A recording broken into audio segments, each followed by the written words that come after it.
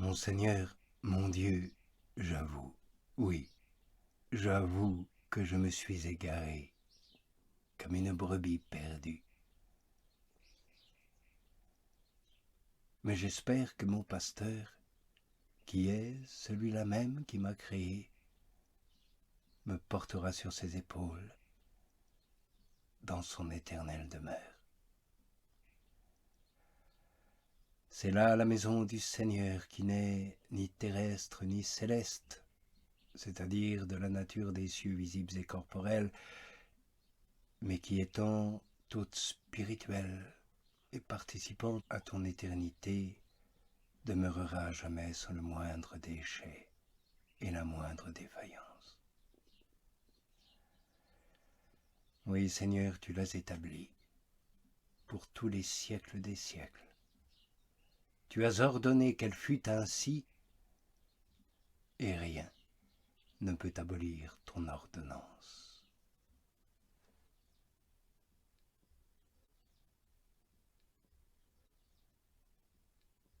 Oh mon Dieu, je te conjure de ne point te taire en moi. Parle à mon cœur,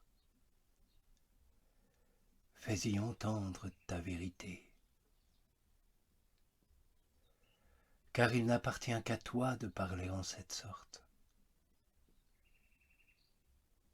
Et je me retirerai dans le plus secret de mon âme pour y chanter des cantiques d'amour dans la passion violente qui me fait soupirer après tes beautés éternelles.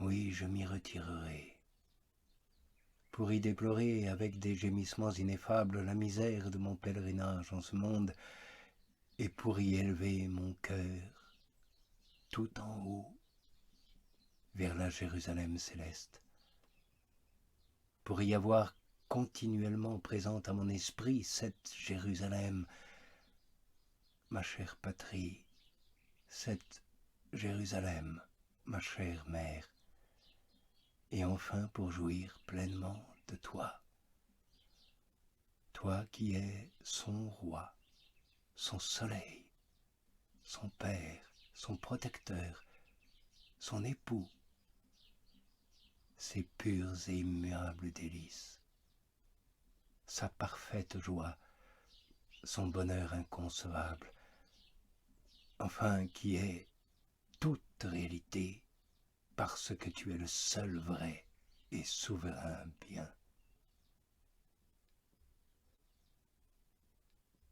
Et je ne cesserai jamais de me retirer jusqu'à ce que tu rassembles toutes les puissances de mon âme, qui se dissipent par la variété de tant d'objets, et que ces longueurs ont réduit à un état si difforme, oui, jusqu'à ce que tu la fasses entrer dans la paix de cette chère mère patrie, que possèdent les prémices de mon esprit, et dont je tire toutes les lumières et toute la certitude de mes connaissances.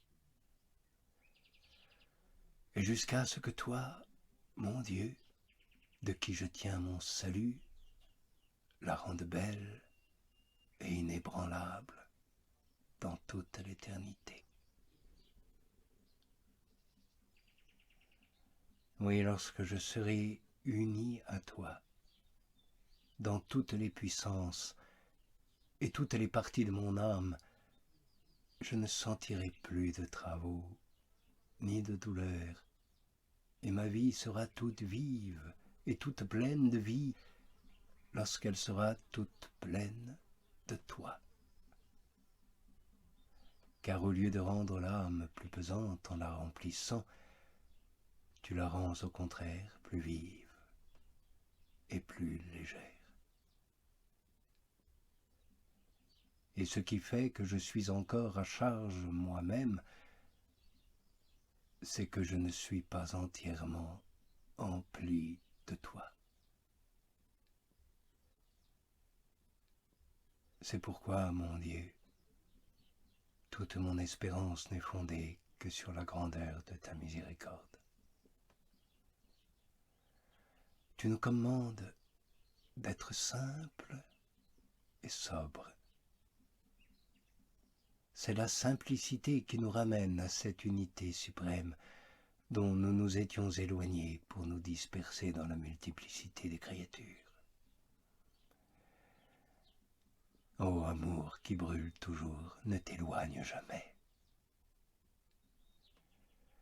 Charité, toi qui es mon Dieu, embrase-moi de tes flammes. Tu me commandes d'être sobre, donne-moi la grâce d'accomplir ce que tu me commandes, et commande-moi ce que tu voudras.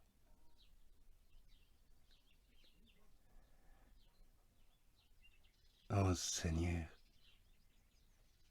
je t'aime.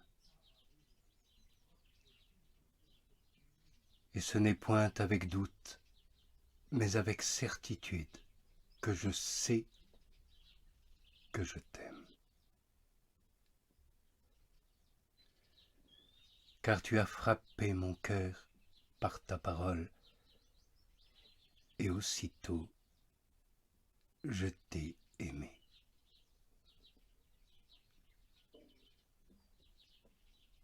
Le ciel et la terre et tout ce qu'ils contiennent me disent aussi de toutes parts que je suis obligé de t'aimer. Et ils ne cessent point de le dire à tous les hommes, afin qu'ils soient inexcusables s'ils y manquaient. Mais il faut que tu fasses davantage pour avoir pitié de celui auquel il te plaît de faire miséricorde. Car autrement le ciel et la terre parlent en vain, et publient inutilement tes louanges, puisqu'ils ne parlent qu'à des sourds.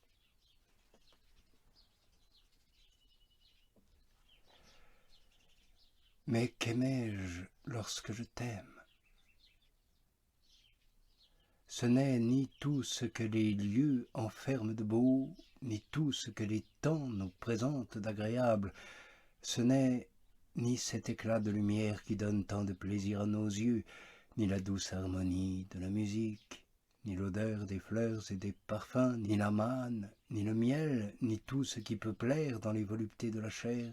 Non, ce n'est rien de tout cela que j'aime quand j'aime mon Dieu.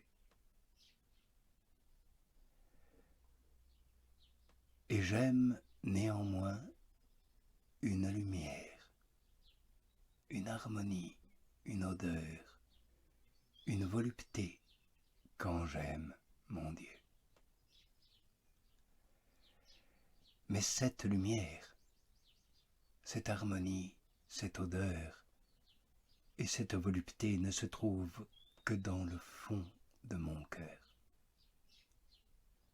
dans cette partie de moi-même qui est tout intérieure et tout invisible, où mon âme voit briller au-dessus d'elle une lumière qu'aucun lieu ne saurait renfermer, où elle entend une harmonie que le temps ne mesure point, où elle sent une odeur que le vent ne dissipe point, et enfin où elle s'unit à une réalité infiniment aimable dont la jouissance ne dégoûte point.